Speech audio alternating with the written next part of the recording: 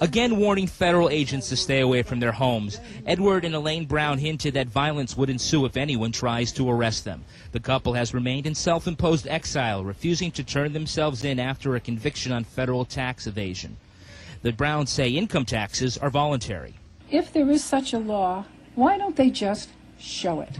No one has been able to do so. The couple was joined by Randy Weaver, a survivor of the botched federal raid on Ruby Ridge 14 years ago. His presence underscores the tension that such a standoff may not end quietly. I hope that they learn that the Browns are right. The federal government have been lying to them for years. The Browns say they have no intention of leaving on their own. U.S. Marshals insist it's time the couple turn themselves in and begin serving their 5-year prison sentences. The Browns have other ideas. We will either go out of here totally free and exonerated because there's no crime, there's no victim, or we will defend to the death. All right. You guys remember the name Lon Horiuchi? You guys remember that name? You guys know that the government, the federal government, gave Lon Horiuchi orders to shoot on sight. And when Lon Horiuchi looked through his scope and he saw Vicki Weaver holding a baby, he decided to pull the trigger, shoot her in the head, and the baby was violently dropped to the ground. Did Lon Horiuchi get disciplined? Did he get kicked out of his federal agent sniper job? No. He got promoted, and they sent him to Waco to kill more of us.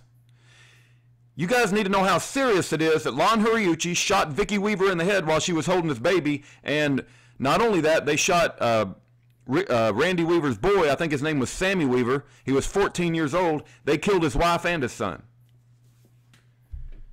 And you guys wonder why we get excited when government tyranny comes down and starts oppressing us. You guys have no idea how bad it can get. And it has gotten. But they have put an innocent man, Ed Brown, Elaine Brown, in prison. They've sentenced them to death by prison. Elaine Brown is over in Fort Worth, Texas. My wife and I are trying to go visit her, but they are taking their sweet time about approving the visitation form, even though we sent it in months ago.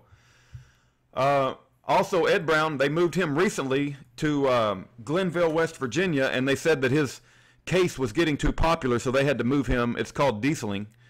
And we do have core links established with him. I want to read a core links email from Ed Brown that I think is important to record.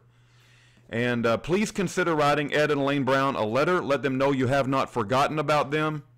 And we're all in this together, right? We're all going through this journey called life. We all wake up in the morning. My wife just recently said, life is like a boxing match. And every night we go to our corner to sleep.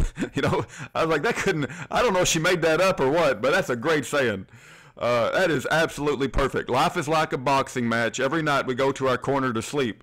So please don't let Ed and Elaine Brown think that we have forgotten about them. We're going to spend eternity together. And when you meet Ed and Elaine Brown on the other side, you want to say, hey, I sent you a few letters. You know, hey, I knew what had happened to you. I was educated about what was going on.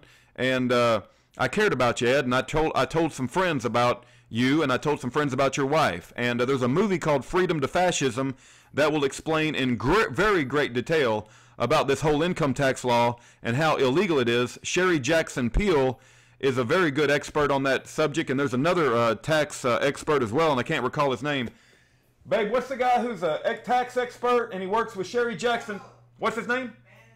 Joe Bannister. Yes, Sherry Jackson Peel and Joe Bannister are experts on this topic. Go look up their names and the speeches that they've given. But that's not the reason I made the video today. I want to make the video today because I want to bring to your attention, I wrote a core links email to Ed Brown, and I said there's 2 books headed your way by Mark Emery. One of those books is called One Freeman's War. Let me find it just a second. One Freeman's War, and I don't have it in front of me, but it's probably upstairs. It's called One Freeman's War, and it has a subtitle, and just look up Mark Emery. The second book is called How I Beat Satan and the IRS by Mark Emery. So I sent both of those books to Ed Brown. I thought he would be very interested in it because it's all about sovereignty and IRS law and how they oppress us. And they'll, even though you may be in the right, they will get a conviction and send you to prison, which is exactly what's happened to Ed Brown.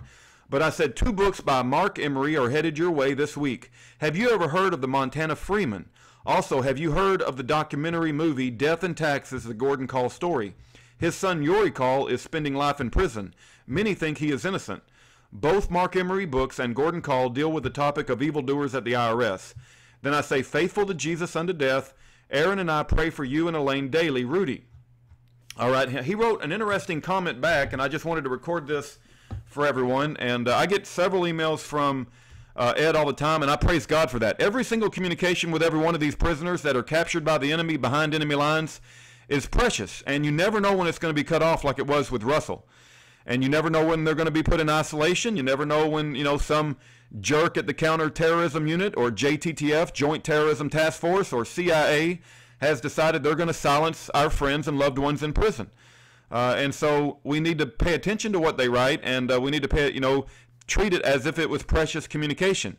You guys may remember, but there were people in the Alaskans for Liberty Board, Maria and Richard, that received letters from Schaefer Cox from CMU prison. They write on the outside of the letter, return for legal cause. They don't even open up the letter and they send it back. I mean, that is a horrific, horrific action, that you won't even read a letter that came out of a CMU prison from your loved one. I mean, I don't even know how you go to bed at night with a good conscience. Even if I can't do anything, I at least try to read the letter. And maybe I'm worn out, or maybe I'm tired, or maybe I got, other challenges in my life. I understand that. But you can't open the letter and read it? You got to send it back and make him feel bad? Got to be kidding me. All right, let's get on to Edward Brown's response, because I asked him about Montana Freemen and Gordon Kahl. He says, yes, Rudy, Gordon Kahl was set up and murdered by the FBI because he was teaching his fellow countrymen about the CEG. What's CEG stand for? Corporate evil government? Corporate something. Corporate electorate? You guys help me out. I used to know what that means, but I think it's corporate government, but I forgot what the E is. E probably means evil. Corporate evil government. In the government and in the early 90s. So when they attacked Gordon on the highway after he and Yori were coming from a meeting, Gordon managed to shoot 2 of them in self-defense. Yori was not involved. He was still in the car. Gordon was later trapped in a house of a friend, surrounded and murdered and burned to death in the home as I remember it. Yori never should have been jailed. I knew Leroy Schweitzer of the Montana Freemen through several telephone conversations during his standoff with CEG, corporate evil government.